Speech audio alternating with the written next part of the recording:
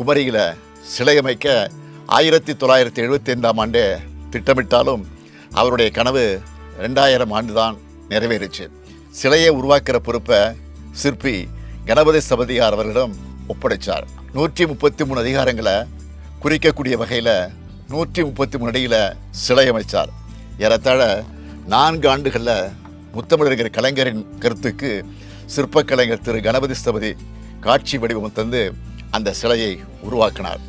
சிலையை வடிவமைக்கிற பணி நடைபெறும் போது சிலை நிற்குமா நிற்காதான்னு சந்தேகமாக கேட்குறமிட்டெல்லாம் ஸ்தபதி அவர்கள் அலையும் மலையும் இருக்கும் வர சிலை அசையாது இருக்கும், கவலைப்படாதீங்கன்னு சொன்னார்.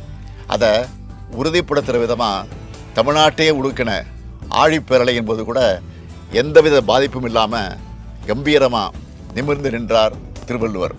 மக்கள் தொண்டும் வள்ளுவர் சிலையும் என் பிறவி பெரும்பயன் என செவ்வனே முடிவுற்ற திருவள்ளுவர் சிலை பணி 2000 ஆண்டு ஜனவரி 1 அன்று கலைஞர் அவர்களால் நாட்டுக்கு தமிழினத்துக்கு வழங்கப்பட்டுச்சு.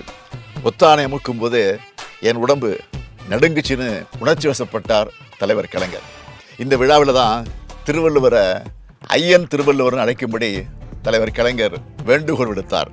முத்தமிழறிஞர் கலைஞர் எதை செஞ்சாலும் கலை நுணுக்கத்தோடு பார்வோற்றும் வகையில் செய்வார் என்பதற்கு விண்ணை தொடும் வண்ணம் உயர்ந்து நிற்கும் திருவள்ளுவர் சிலையும் ஒரு சான்று.